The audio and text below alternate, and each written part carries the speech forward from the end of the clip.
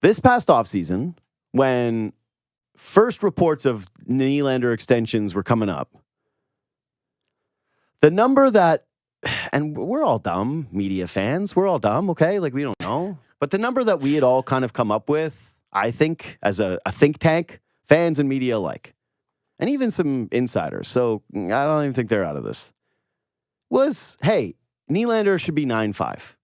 And if he starts to go over that, you got to maybe make a tough decision. And then it went, and what did I warn everybody of during the offseason? I've been consistent with this all along. I've said the same thing over and over again. Nylander had all the leverage. This was always going to play out this way. I never thought it was going to get up to this kind of number, but Chicago was there with that huge amount of cap space, a ton of cap space, and then freshly minted Connor Bedard. And they went, Nylander actually likes Chicago. And all of a sudden, I was starting to hear about that. I was like, it's like his favorite city. I went, what? His favorite city? He loves Chicago? Loves deep dish. He loves Chicago. And then there was even that rumor that got kicked out there that was like, hey, all the Swedes want to get together in Chicago. They want to party in Chicago. So they want to do Team Sweden in Chicago. I was like, holy crap. But the Leafs just didn't have any leverage. There was no trade market for Nylander. They got a new GM that got rushed in, right? Couldn't even be on the draft floor night one. And they went, hey, you got to work out contract extensions with Austin Matthews and William Nylander immediately. And, oh, by the way, you got to fill out the rest of this roster. He's like, oh, it's a lot of work. And Nylander went, I'm cool. I'm chilling. I'm fine. And he looked at the free agent market and he was like, what else? Who else is going to get a player like this? He looked at the track record of Brendan Shanahan, who's calling guys desperately during the offseason going, don't worry, you're all safe. All right? You're all my special guys. Nobody's going anywhere. No one's ever going to rock this boat. Everything is set in stone forever and ever and ever and ever. Cool. Got it. So Nylander goes from, hey, fans, media, everyone, 9.5, that's too much money.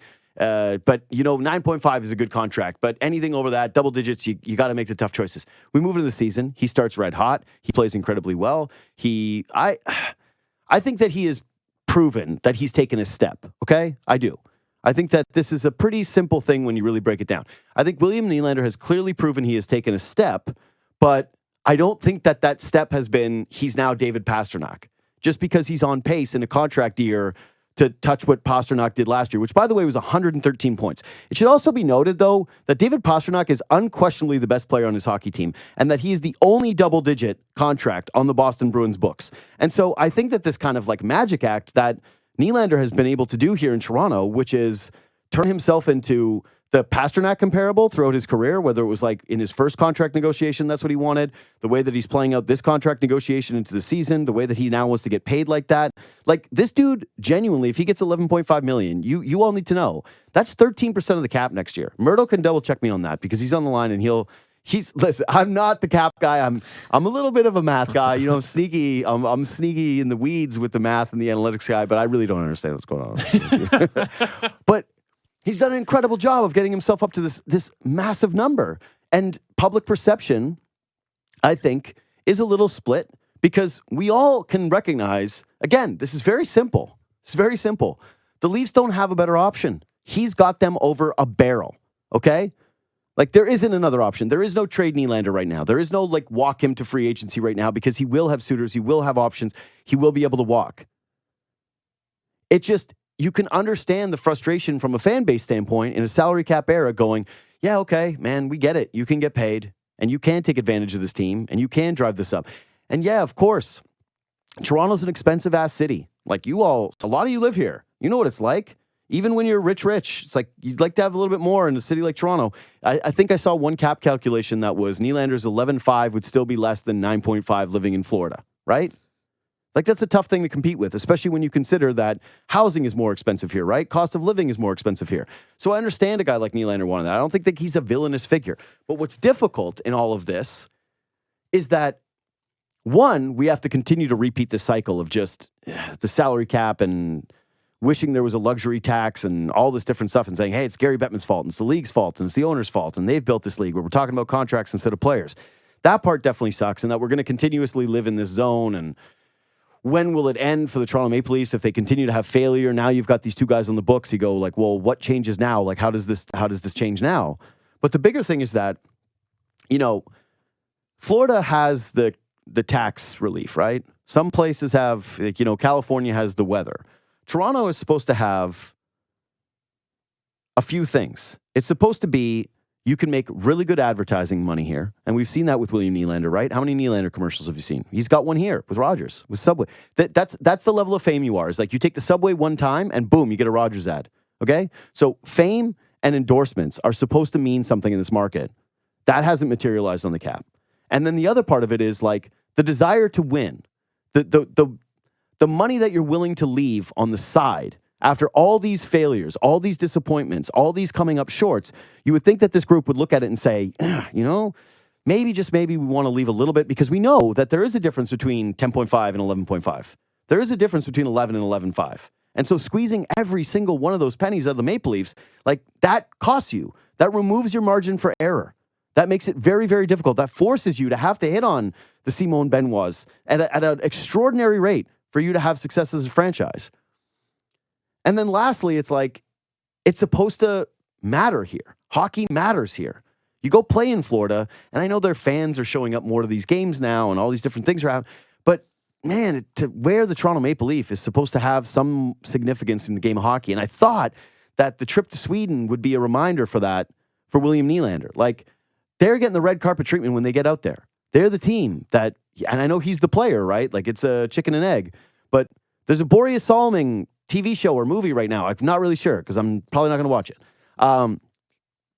That doesn't happen if he's not a Toronto Maple Leaf, okay? Or if he's a Montreal Canadian. Like, it's one of two franchises you're getting the movie for, man.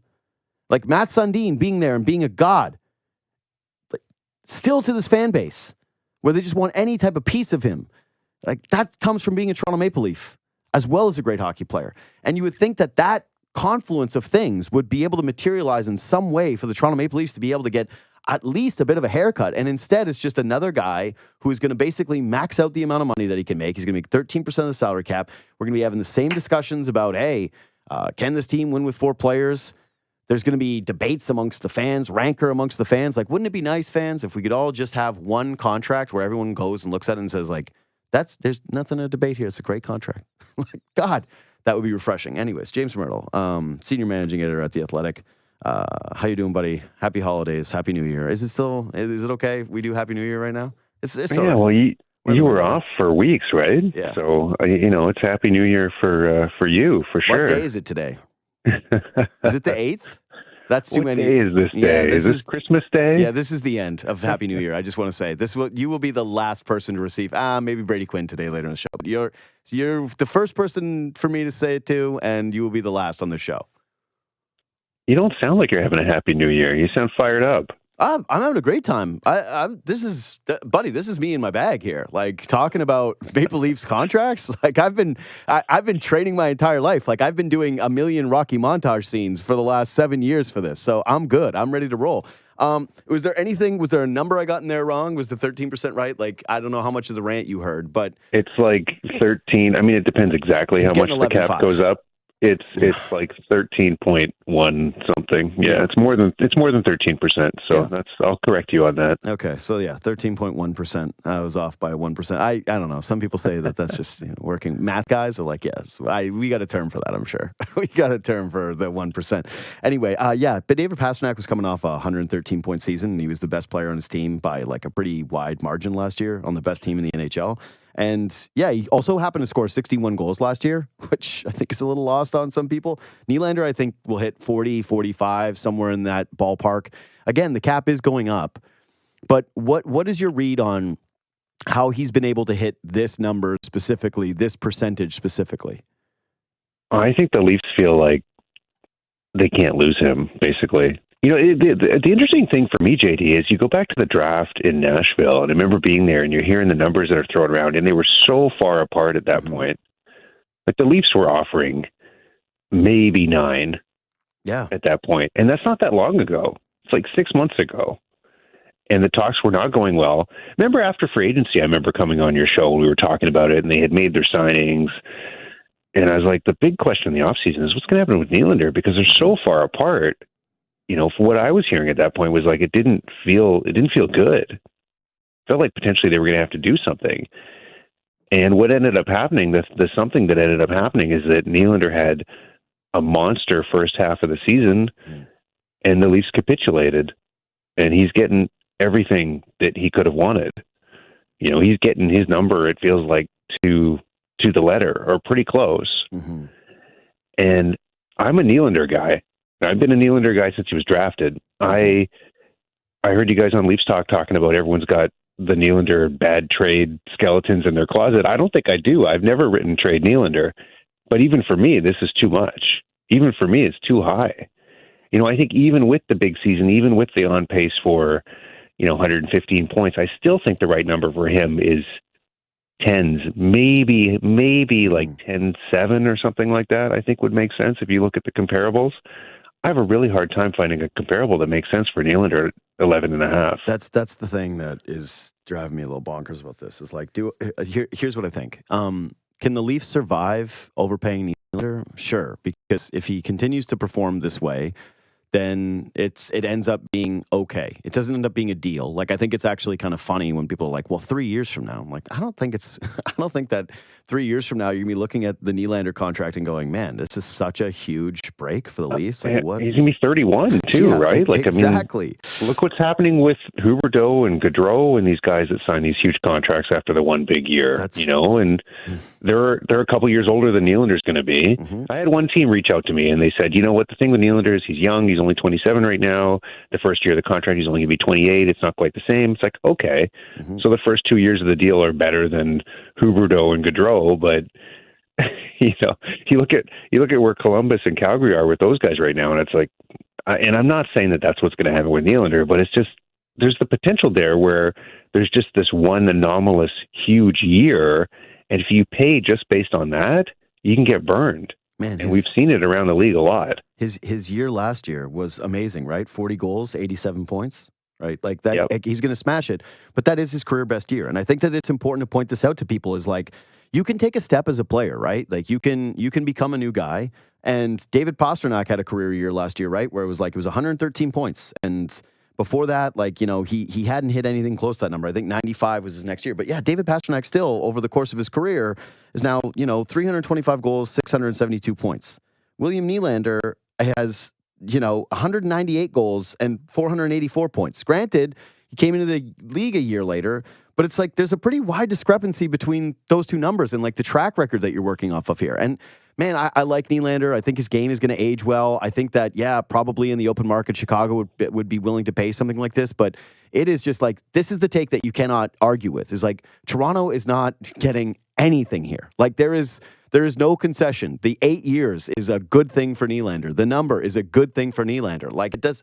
I'm having trouble seeing any place where they've even come out like a marginally on top in this discussion. Like it's tough. Other than they keep him. I mean, that's like the only thing. Sure. I think the conclusion they came to is that they couldn't let him walk because where would that leave them, and how are they going to replace him, and what's going to happen with the Marner negotiation, and all of these things. We're getting to that. So you know what they are. They're. I was thinking about this analogy over the last couple of days. The Leafs they're that guy who is dating a super hot girl but she's wrong for him, like she's just not good to him. Like he's always having to buy her gifts and he's just like accommodating to her all the time. And she snaps at him in public and you're like, whoa, that's rude. Like, wow, that's really mean what you just did to him. She's like emasculating him at times.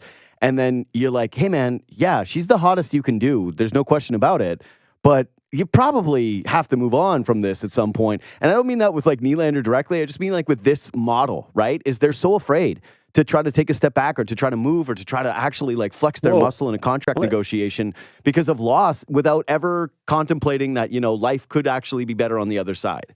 Well, let me put this to you. I mean, how much more is he going to get if he goes to free agency? And why not play chicken? This is what I was thinking yesterday, just thinking about this is, Tampa did it with Stamkos. Remember, they let him go to July 1, see what was out there, and he ended up coming back. I mean, if you're going 11-5, you might as well say, okay, Nylander, let's go to free agency. Let's see what you get. And, if it's 11-5, we'll match it. Is Chicago really going to do 12? I have a hard time seeing that. I mean, he's going to be we'll have the fifth highest cap hit in the league. Yeah. And at least we'll have 4 of the top 10, barring another extension maybe Pettersson will end up there with Vancouver or something like that, but 4 of the top 10. I mean, for all of the talk about being top heavy, and next year is going to be the Okay, the ultimate, you know. That's my next question for you. Is like, okay, well, actually, you know what? Let's do this first. You mentioned the whole thing about at the draft and how they were sides apart. Do you think that the Leafs could have done much better had they acted on this sooner? Like, did they make a mistake trying to gamble going into the season? Was there a way? Yeah, there was a way to get this thing done earlier at a cheaper number. Yeah, I don't know how much cheaper though, because so the talk was the Leafs were probably around 9, but the Nylander's camp was way higher. Mm-hmm. And I think that for him, the number was more than Marner was what he wanted. Mm-hmm. At least that was the rumors. So I wonder if there was a way they could have got it done for 11 in the off season, but it was never going to be. You know, and at the time he hadn't put up the 120 point pace that he's put on so far. So in the summer, 11 sounded crazy. Yeah, it sounded fanciful, right? So if you're the Leafs, you weren't going to do that, right? So we can sit here and second guess them and criticize them, but they weren't going to go to that number based on the 87-point season of last year. Yeah, but even when I'm asking that question, I'm like, hey, was the number closer to 10? Was it closer to 10-5? You know, like a number that you could actually criticize them for. I don't think so. Yeah, had the Leafs signed William Nylander to an $11 million contract in the middle of an offseason when Timo Meier was getting less than, you know, they would have gotten crucified for that. So I like when we're doing the whole like, hey, did the Leafs screw it up in the offseason thing? You saying that is actually to me a no, right? Like if the number is 11 in the offseason before the pace, then yeah, you had to take the risk. Like you had to roll it into the year and say, well, let's just see. That's you can't be critical of them for that. Okay, question number 2 though is with this complete capitulation, as you said, where do you think that this is what is the main driver of this, you know, fear of letting him go? Is this a lot of tree living stuff where he doesn't want to have to relive the Johnny Gaudreau thing, or is this purely a Shanahan? We're not budging on my Shana plan. And what the price is the price, we'll pay it.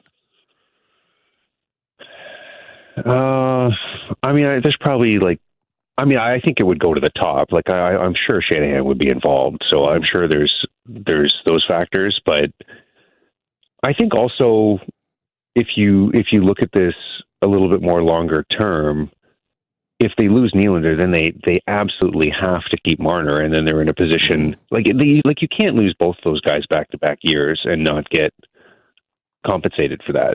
I mean, then what's the point in having Matthews, kind of, right? Mm-hmm. Like, you know, yeah, you're going to have a whole bunch of cap space, but I mean, look at agency. Like, you know, JT Compher got whatever $5+ million. You know, like you're not going to get talent like that in free agency or in a trade.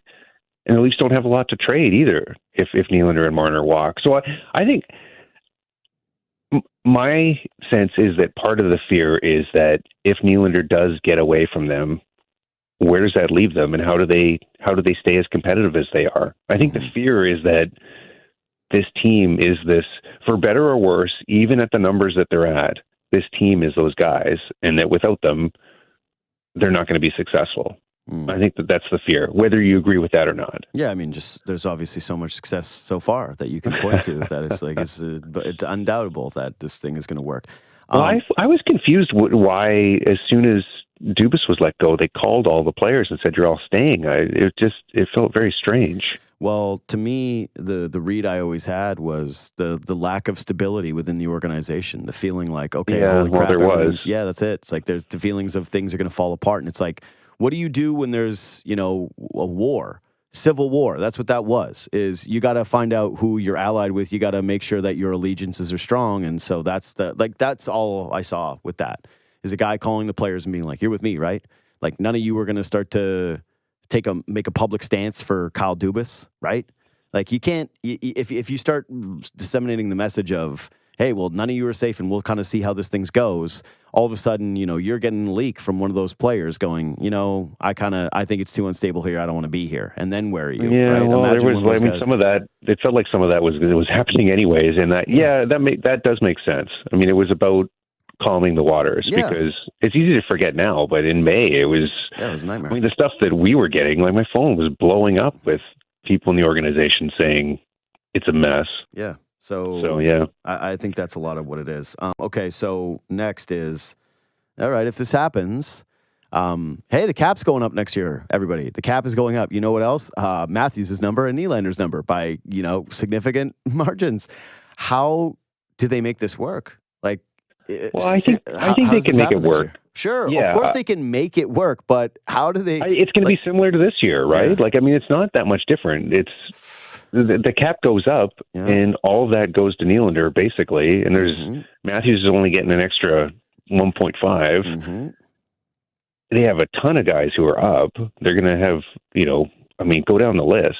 They're going to still have, it's going to be the same as last summer. They're going to have like $20 million to spend, which is basically what they had last summer. And they're going to have the same holes. They're going to need a goalie. They're going to need a top pair defenseman. I guess that needs a little bit different because Brody's contract's going to be up. They're going to have needs up front. They're going to have to give new contracts. Liljegren's really the big RFA. There's not really anyone else. Liljegren's probably going to get a bump. There's nobody else. Definitely getting a bump. Even with the injuries and even with the inconsistent playoff stuff, his numbers, you look at them in terms of he's put up enough where he's clearly going up. And you look at the cap sheet and it's not a couple of guys that are coming off the books here. This is it's their whole team. Yeah. It's Bertuzzi and Domi and people are like, oh, these guys are you're gonna have to pay Noah Gregor, right? You're gonna have to give. Well, you don't have to pay guys like that. I know, but you can just look for the next one. Sure. My point is just simply that it's all of these guys. Brody is a UFA. Liljegren's RFA. Giordano is going to walk. You're going to have to replace him. Even a guy like Lagesson is a UFA. Again, you can probably go out and find the next Lagesson. That's not the biggest deal. But Brody UFA. It's a lot of work to do around a roster. That's going to. That's just the new normal, though, right? Oof. JD, that's this team now. Is that half the money goes to four guys, and then, I guess more than half if you count Riley is five guys, and then you do musical chairs around them with everybody else. And people have talked about what does that do to the dressing room and things like that, and I think that's all fair comment, but that's. It does get interesting if Tavares takes a big haircut the year after. That's when it gets. That's when all of a sudden they've got some more space to play with. But next year it's tight, but it's like I said, it's pretty close to what happened this year. And they have to make sure they don't have any more Klingberg, Reeves nonsense. Sure. They gotta spend every penny wisely, and they gotta hit on some more of their bargain buys. And Treliving's bargain buys in the offseason were better than the ones that weren't. He wasn't going on the bargains for. Find some more Simon Benoit's, find some more Martin Jones and Noah Gregor's. Get a bunch of those guys in there. Yeah, listen, I always love this, though. It's now there's no margin for error. You can't miss on a single contract. It's okay. Well, first of all, you have to build the team through free agency because there's also this is the part that doesn't get talked about with these guys too enough anyways, is that whenever you have them in their prime, there's also that added pressure of, well, you got to add because they're great at winning regular season games, right? And so you go into these deadlines and you have all these holes in your roster. And what's the conversation this year? It's, well, they got to get a defenseman. They might need to add a goaltender. They might need to add a depth center. They might need to add another winger. And how do those come to be? Well, it's draft pick capital, right? It's other assets within your organization. And so you keep robbing Peter to pay Paul. It's these guys aren't even just making the most amount of money and taking up all of your cap space. They're also requiring you to constantly be in this position where you're dumping that's the NHL future. now, though, right? The whole league is doing that, though, right? If you're a contender, you're. Look at how many draft picks did Tampa or Vegas or those these are teams two teams trade? that have won. Yeah, but you win, and I don't care as much. Yeah, exactly. But the teams that are trying to win are doing the same thing. I think that this era of the Leafs is around Matthews and how long he's here, and he's signed for 4 more years. So you keep playing this game for 4 more years where you've got the core and you're augmenting it and you're trading picks. That's where they are. That's the reality of where they are. And you're hoping that you get a Washington or a St. Louis one-off breakthrough where you win one. So what do you think this does for Marner? Because, it's pretty clear at this point that like these guys are all trying to outdo one another, right? Like it's a constant ladder game of, okay, you're up there, I'm going to come up here. I want to be up there now. If Nylander's going to be making 11.5, a year from now, you got to figure Marner's going to want at the very least the same amount of money. I'm guessing he's going to end up wanting more. How does this impact what the Leafs do moving forward here? Are we just basically saying, like, as if it's around Matthews, it's hard to envision the Leafs saying we're going to now play hardball with the guy that he likes playing with the most on the team?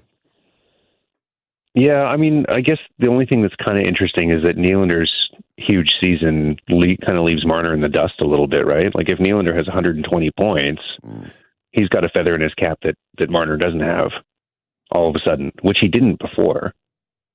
So yeah, Marner got paid Matthews money despite not having anything close to Matthews' goals. So it's hard for me to believe that any of this stuff even matters, to be frank. Like, again, Nylander, it's a career season. It's an amazing season. But you stack his numbers against all the comparables in the league that he's getting paid even close to, and it's just like you can't get anywhere in the ballpark. So, like, I'm at a loss for what the actual ability of the Leafs to point to a number and say, well, you did this, and here's why you should be paid. And then they go, yeah, but I don't care. I want the money. No, like, right, I mean, you're afraid to lose me. To play devil's advocate, I mean, if you have Matthews signed and you have Nylander signed and you have Tavares, who's going to be taking a big-time haircut in that year that Marner's coming back, maybe the Leafs have more leverage where they're less scared to lose Marner and they can play hardball a little bit more than they feel like they can right now with Nylander. Mm-hmm. Yeah, there's a lot of hopes right now on the whole Tavares takes the massive haircut thing, and I've propagated this too, and I believe in it. Or he leaves. Yeah, I think he's going to do one of the two things, but it's like, yeah, he leaves, and you've got a pretty big hole you have to replace as a player. Like I know he's kind of left out of the conversation of import, but it's like he is the guy that scored the game-winning goal for you, right, in the postseason last year. He's a guy who consistently shows up and wins faceoffs and produces points, and like you can rely upon. And he's taken a step back as a player, but yeah, it's going to be a point of curiosity is like how much of a haircut that he is actually willing to take. I said he can cement his legacy in the way that he's loved in this city with a massive one. I think that he will be here long term, but boy, it's a lot to put on his shoulders to say like everyone is going to get paid the most amount of money and no one's going to sacrifice a thing. But Tavares, you're going to have to do it all because you already got a big free agency contract.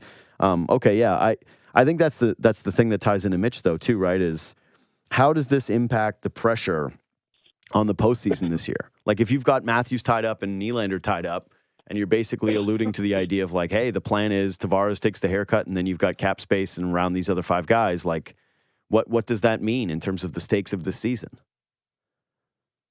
I mean, the stakes are high. I mean, they're running out of number of dice rolls that they've got left, right? So, and I guess the stakes are that the cap sheet's going to be so tight next year. Mm-hmm. I wonder too, like if they fall on their face and they're out in the first round, that's probably more impetus to make a more major change. It's just I don't know if the front office has the appetite to do it. Mm-hmm. And Marner's got a no movement clause, and Tavares has a no movement clause, and I'm sure Nylander's going to get one on this next deal, and Matthews has one. So, well, they certainly wouldn't go without getting all of the things, James. Yeah, it's going to be front loaded. It's going to be everything. It's going to be the contract's going to be. It's going to be something. I liked when that was supposed to be an advantage for Toronto too. It's like Toronto has the ability to pay these guys money up front. It's like that's the thing is like this isn't even like whatever the $90 million contract. It's going to be worth more than that because he's going to get a ton of money up front. And it's like there's nothing. They haven't been able to leverage any of these things into anything meaningful. And it's just, it's absolutely crushing for, I think, a lot of the fans here. There's a certain, like I said, I think that there's always extremes in fan bases when it comes to stuff like this. And they're usually, you can just kind of scrap them and throw them out. There's the fans who are like, this is actually a deal because Nylander could go to free agency. He's like, what do you want him to do? And he's a great player and he did this in the playoffs last year. It's a contract. Who cares? It's like they've probably got Nylander in some form in their like Twitter avatar, bio, whatever. And then you've got the other side. It's like soft, can't win, do this. But in the middle here, I don't think that this is overly complicated. Okay. Anything else on this? Because I got one question about the goaltending. I mean, the only thing I would say in response to what you just said is that certainly when the contract starts, Nylander's not that overpaid. Mm-hmm. You know, like I think the right number for him, like I said, is probably 10.5, 10.6. Like it's not.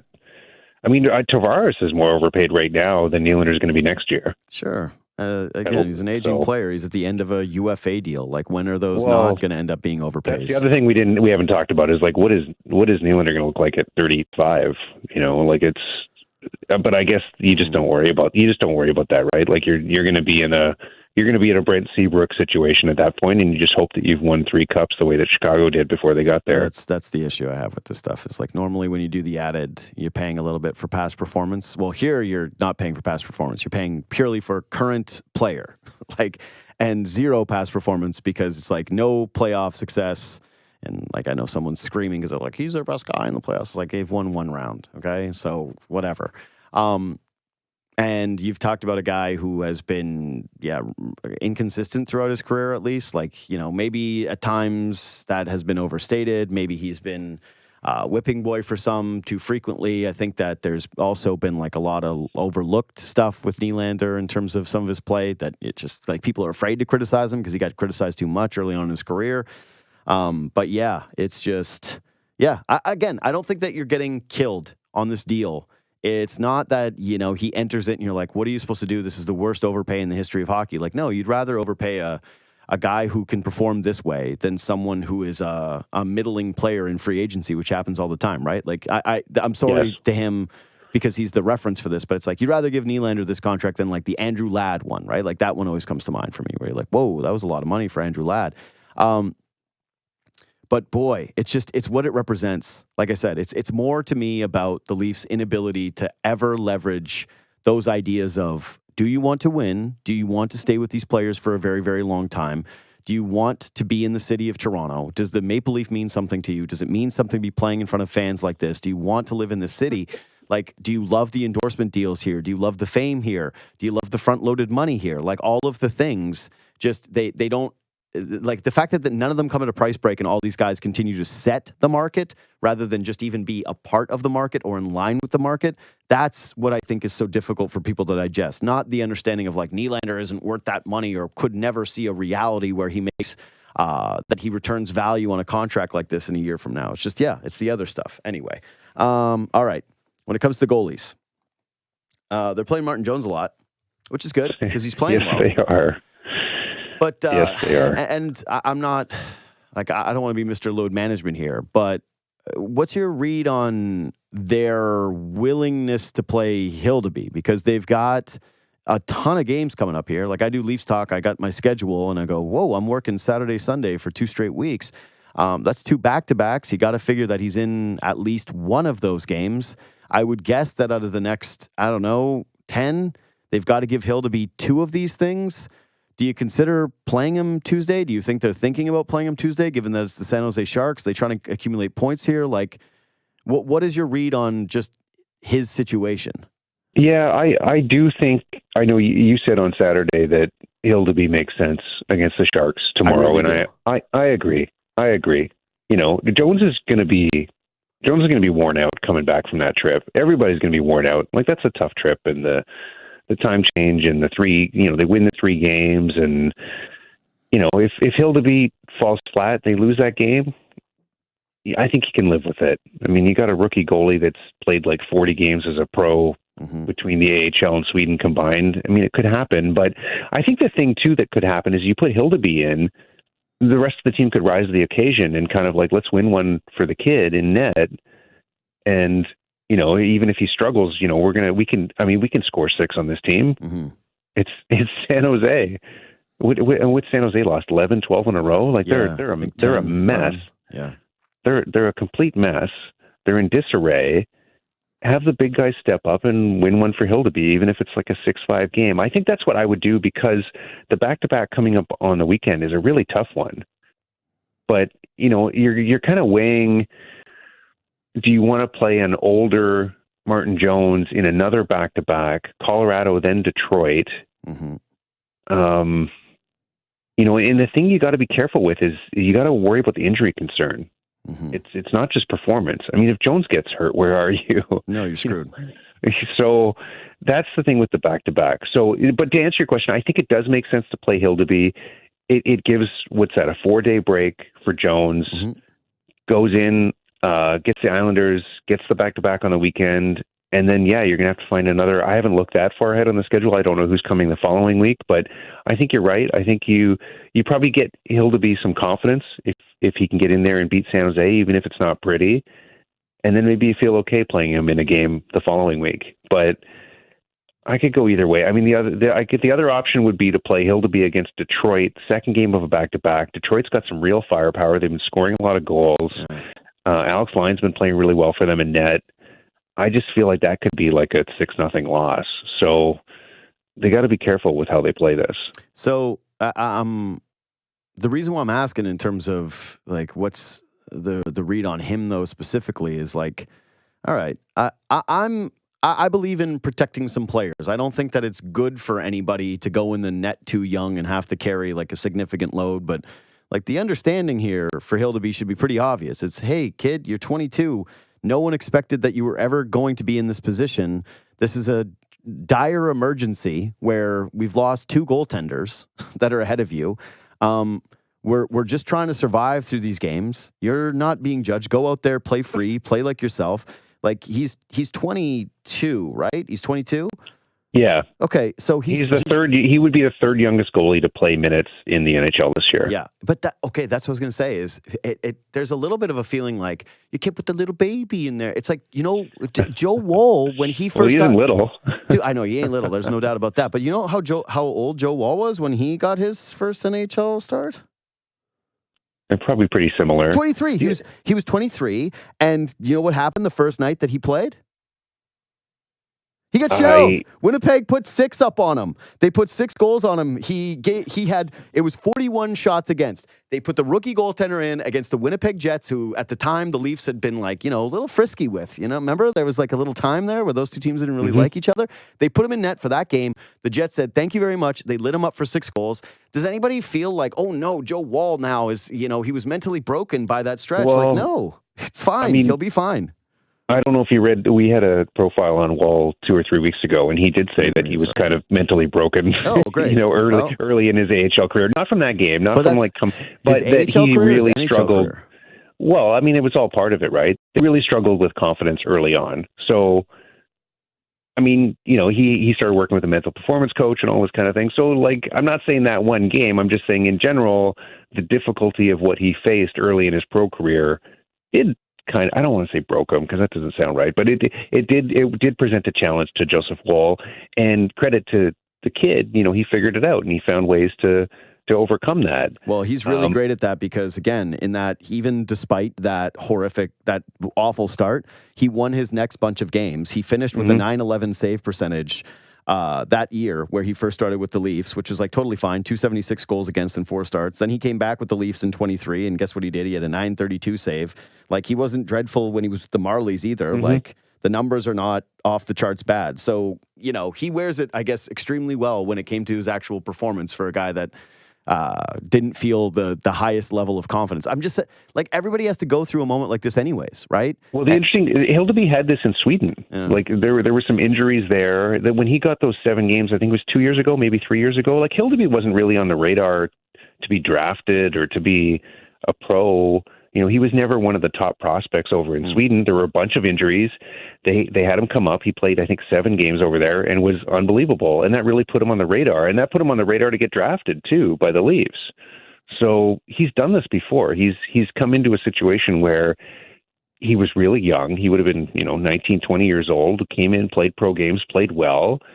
And, so there's precedent there. And from everything I've heard of his personality and everything, I think he'll be fine. I hope so. Like, again, and it's San Jose. I mean, can San Jose even put 6 past him? I mean, I don't know who would be scoring those goals. You just said that. It's like, it's a lock. Like, if you are a sports fan, like my betting brain was just like, oh my God, what's the line on San Jose to score 6+? How much can I get for that? Because I got to bet it after Jamesy said that. I think it should be pretty well understood is you're playing great. You're here for a reason, but a lot of it has to do with circumstance. We're not judging you. This is going to be more about the way the team performs, and it's going to be about you. The Leafs played incredibly well defensively on this West Coast trip. Like, my evaluation wasn't as best because I usually was having beers watching these games, which was a really nice change of pace from you doing Leafs talk over the break. but I thought that they were a tighter team, that they were a better team. If they play that way, the way that they played in front of Jones on the West Coast trip, and they can do that at home for a couple of games in front of Hildeby, I feel like he should end up just being fine. I would be more concerned about protecting the goaltender who is, how old is Jones? 34 or is he 35? 34. He's 34. Yeah. He's 34 years old, who is all of a sudden, accumulating a fairly big workload.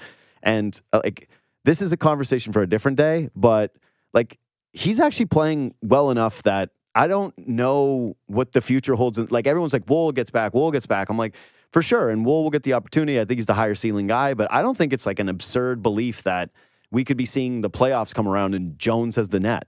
That's not nuts to me anymore based on the way that he's playing right now and his demeanor in the net and a lot of different things. And so I think it's important for him to stay healthy beyond just surviving until Wool gets back. The injury, they're thin in net. He's unbelievably important to the team now. This isn't just a stopgap, run him into the ground solution anymore. This is hey, you got to be wary and make sure that his confidence is high, that he's playing well, that the team is good in front of him, and that he's getting enough rest too. So yeah, play Hildeby against the dreadful San Jose Sharks on Tuesday. That would be my advice. James, thanks as always for making time, brother. It was great to be back. It's great to talk to you. All right. Thanks, JD. See you, pal. James Mirtle, Senior Managing Editor at The Athletic.